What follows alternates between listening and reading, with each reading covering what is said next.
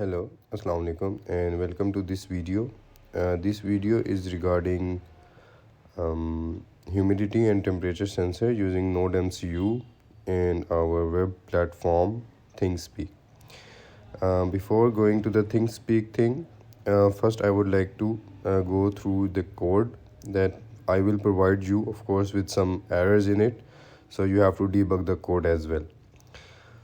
Okay, so the thing that I told you guys in previous videos as well, that hashtag includes dst.h actually means .h represents a library. So basically there are a bunch of setups in the library, so from there we call this dst1 because we are using dst series of sensors, which is more specifically dst11 temperature and humidity sensor. And then we are defining that DST pin is D2, which means that we are connecting the output or the data pin of the DST sensor to our nodemcu's D2 pin, right? If someone asks you to change this pin, so you have to edit it from here and then re-upload the code and then change the pin, so the circuit will work fine then. Alright, these two lines are not necessary. Include ESP8266 Wi-Fi.h. Again, we are importing or including this ESP8266 Wi-Fi library because we are going to work on this ESP8266 module. So the main thing in this code is there you are specifying your Wi-Fi settings, there you are connecting the server here, and there is this API key. Let's put a question mark here because I will cover it later in this video. I have already told you where to get this value from. Then there are some Wi-Fi client and client settings, and then there are void setup. Serial begin, we are starting the serial monitor at the specific baud rate, and then we are initializing the pin mode, that LED built-in output, which I have already told you guys. If the Wi-Fi is connected, then the blue light on the nodemcu will blink or turn on, right? So this is what it is, LED built-in. Now serial.print, serial monitor will print this thing connecting to SSID. This one, the SSID that we have provided, for example, this name over here will be printed on the serial monitor as SSID. As you guys know, these are the variables that we have assigned above or defined, that would be more appropriate. Now we are giving a delay, then serial print again, then serial print again, then serial print again. Now this loop thing, dst.read. Now this is the main thing. DST is our real sensor, then .read 11. Actually this .read is our major command. Basically this is reading the value from our DST pin that we defined here. Like we defined our pin as D2. So basically from the D2, this .read 11 is reading the value and storing it in DST A pin, right? And storing it in DST. Now there is a float value, which means a decimal value. Let me write it here as a comment. So for comment we put 2 backslashes, a decimal value, right? A decimal value. Then float T, DST.temperature. So DST11 is a dual sensor that gives us humidity and temperature as well. So we are storing this humidity in H variable, which is a float data type, which means it can store or is able to store a decimal value. It's not an integer.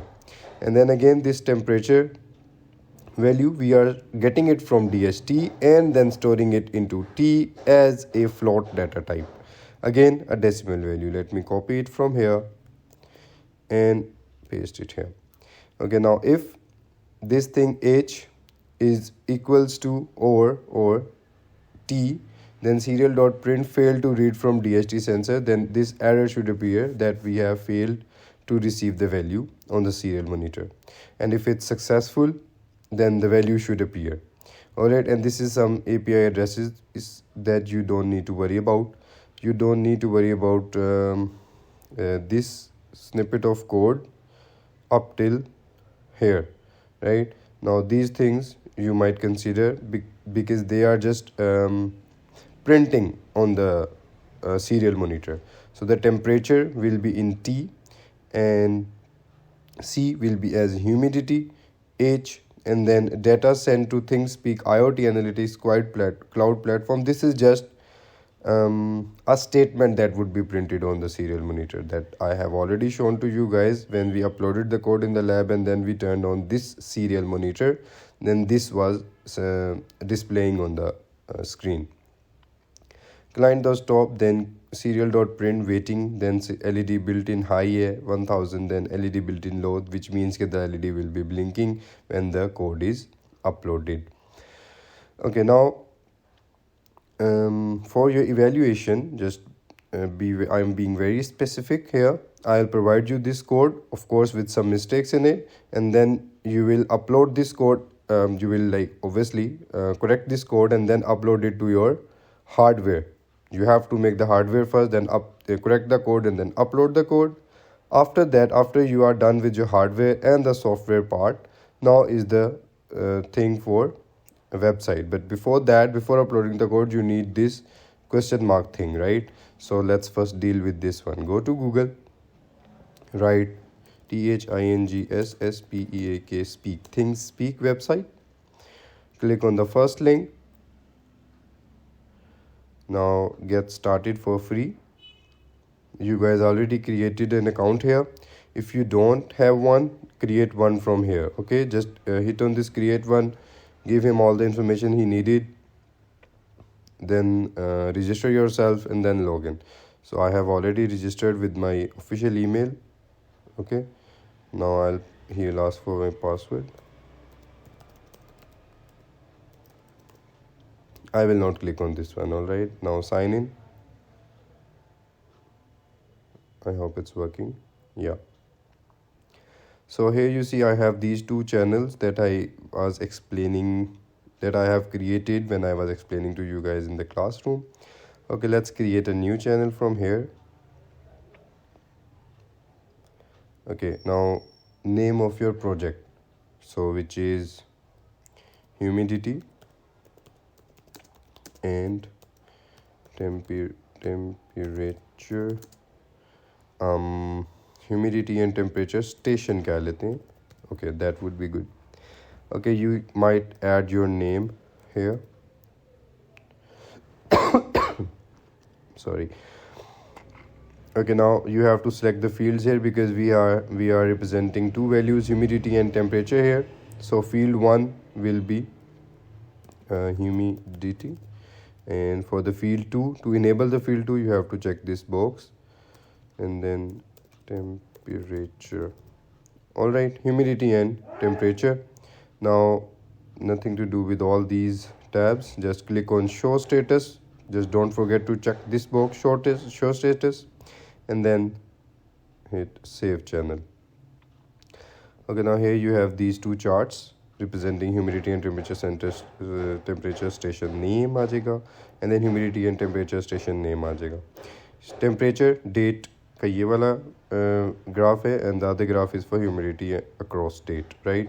If you want to add some visuals, we can add over here. We don't need this one, so let's just delete it. If you need any visualization, we don't need any visualization. Okay, now the question mark part. Go to this API keys tab here. There you will get two API keys, write API key and read API keys, right? So basically we are sending the data to the website. So we are not reading the data, we are writing the data on the website, right?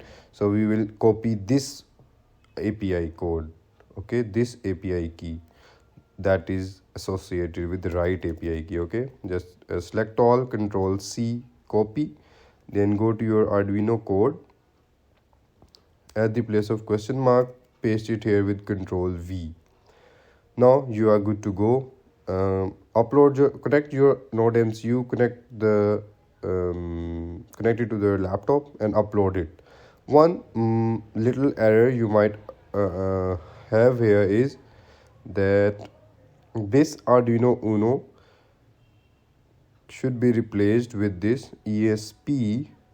We are using ESP 1.0 module. All right, I have already taught you guys that how to include this ESP8266 library in Arduino.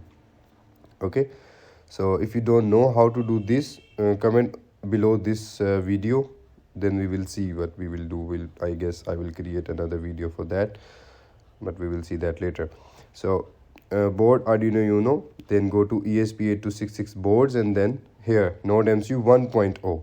Alright, click on it.